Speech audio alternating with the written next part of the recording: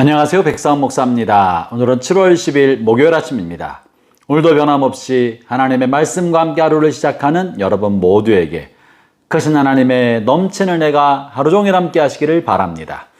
오늘 하나님의 말씀은 요한계시록 6장의 말씀이죠. 1절부터 17절까지 말씀인데, 오늘 본문에서는 보좌에 앉아 계신 분께서 손에 두루마리를 가지고 있었는데, 그 두루마리에는 7개의 봉인으로 봉인된 것이었고 어느 누구도 이 봉인을 해제할 수가 없었습니다.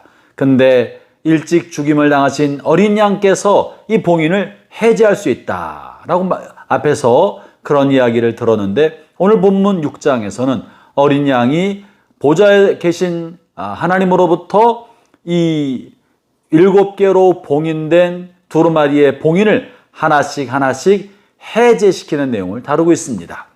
봉인이 하나하나 해제될 때마다 이 땅을 향한 하나님의 준엄한 심판이 하나씩 이루어지고 있는데요. 이것은 굉장히 중요한 메시지를 전하고 있습니다. 이 땅에서 벌어지는 수많은 일들은 악으로부터 유발된 일들이 많고, 우리는 이 악한 세상은 근본적으로 악하다는 것을 말하고 있는 거예요. 그래서 하나님께서 마지막 때 이 세상을 심판하신다. 그리고 하나님의 준엄한 심판이 분명히 있다는 이야기를 들려주고 계신 것이죠. 그렇기 때문에 이 세상을 대하는 우리의 태도는 이 세상이 근본적으로 악한 줄 알고 영적 전쟁을 해야 된다는 것을 말해줍니다. 우리는 이 세상에서 천년만년 살 것처럼 세상을 살아서는 안 됩니다. 이 세상이 하나님의 공의와 하나님의 사랑으로 변화되도록 하되, 근본적으로 세상의 정신이 악하다는 사실을 인지하고 영적 전쟁을 하는 마음으로 땅을 살아가야 할 것입니다. 하나님의 심판이 어떻게 이루어지나요? 이제 7개의 봉인이 하나하나 해제되는데 어린 양에 의해서 봉인이 해제될 때마다 첫 번째 해제될 때 흰 말이 나타나고, 두 번째 해제될 때 붉은 말이, 세 번째 해제될 때 검은 말이, 네 번째 해제될 때 적황생의 말이 나타나서 각각 전쟁과 또 군사력과 기근과 죽음으로 땅을 심판한다는 이야기를 전해주고 있는 것입니다. 아울러 이렇게 하나님의 심판이 있는 동안에 5번째 인이 해제될 때 특별한 일이 벌어지는데요. 오늘 좀 이 5번째 봉인 해제 때 벌어진 이야기를 좀 다루고자 합니다. 9절의 말씀인데요. 5째 인을 떼실 때 내가 보니 하나님의 말씀과 그들이 가진 증거로 말미암아 죽임을 당한 영혼들이 제단 아래 있어. 이 제단은 무슨 제단입니까? 성전의 제단입니다. 주님의 교회를 이루는 그 성전 제단을 말하는 것이죠. 여기에는 그리스도의 몸 된 교회는 순교자의 피로 이루어진다는 이야기를 들려주고 있는 것입니다. 성전에 있는 제단 밑에 하나님의 말씀을 지키고 하나님을 섬겼기 때문에 흘렸던 수많은 순교자들의 피가 그 제단에 뿌려졌다는 것을 말해주고 있는 것이죠. 그러므로 교회는 박해 시대일수록 그 믿음을 지키고 박해를 당연히 여기고 고난을 감수하는 것을 특권으로 여기면서 살아야 하는 것입니다. 교회는 이렇게 박해와 고난, 정의와 하나님의 복음과 하나님의 말씀대로 살기 때문에 받는 모든 손해와 불이익, 이것이 고난이고 이것이 순교인 것입니다. 이것으로 교회의 토양이 이루어졌다는 이야기를 들려주고 있는 것이죠. 이렇게 하나님의 말씀대로 살고 복음을 전하고 성경적 가치관대로 살면서 받는 손해와 불이익 때문에 그것이 누적되어서 고통이 되고, 이들을 고통스럽게 만드는 세상의 부조리와 악과 악한 세상의 임금들과 세상의 주관자들에 관하여 이 순교자들이 호소하고 있는 거예요. 하나님, 우리들의 이 억울함을 속히 풀어주십시오.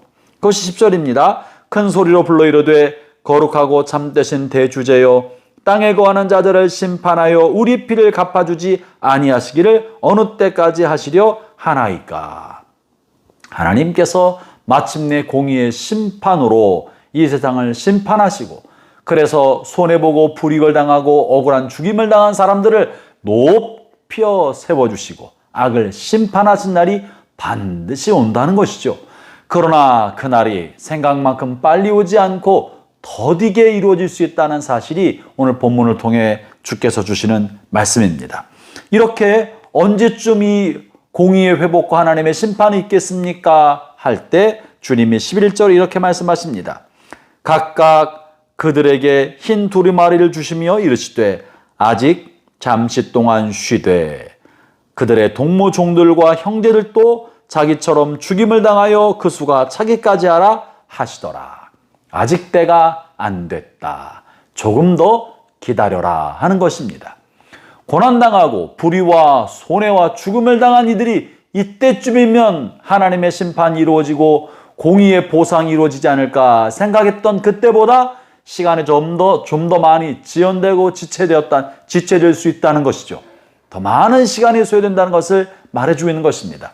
그러므로 사랑하는 형제자매 여러분, 여러분의 삶 속에서 하나님의 말씀을 증언하고 복음대로 살고 또 성경적 가치관을 따라 정직하게 진실하게 삶을 살면서 받는 손해와 불이익, 그것이 빠른 시간에 복귀되지 않고 하나님의 보상이 이루어지지 않을 때 낙심하지 마십시오.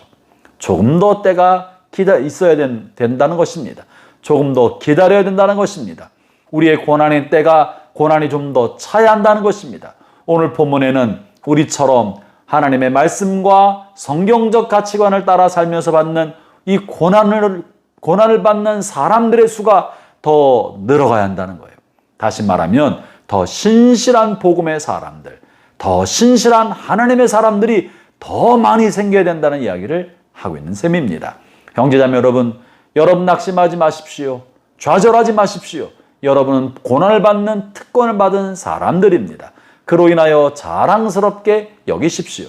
뿐만 아니라 여러분의 주변에 있는 동료들과 여러분의 형제들도 복음으로 인하여 또 성경적 가치관으로 사는 것으로 인하여 손해와 불이익을 당할 때 그것을 특권으로 여기고 당당하게 여길 수 있도록 권면해주고 용기를 주십시오.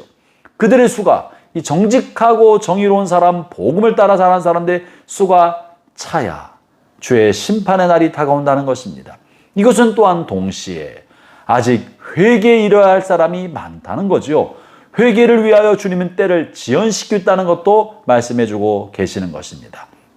형제자매 여러분, 오늘을 사는 동안에 우리의 신앙의 뿌리는 수많은 순교자들의 피로 인하여 우리의 신앙의 뿌리가 형성됐다는 것을 명심하면서 여러분의 삶도 여러분의 후대와 누군가의 믿음의 토대가 되고 바라볼 표대가 되도록 고난을 감수하며 믿음의 삶을 정진하는 복된 하루 되시기를 축원합니다. 기도하겠습니다. 하나님 아버지 감사합니다.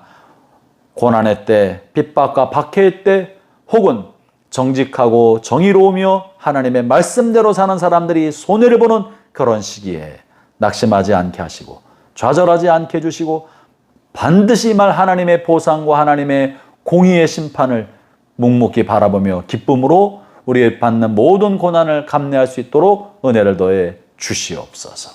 예수님 이름으로 기도합니다. 아멘.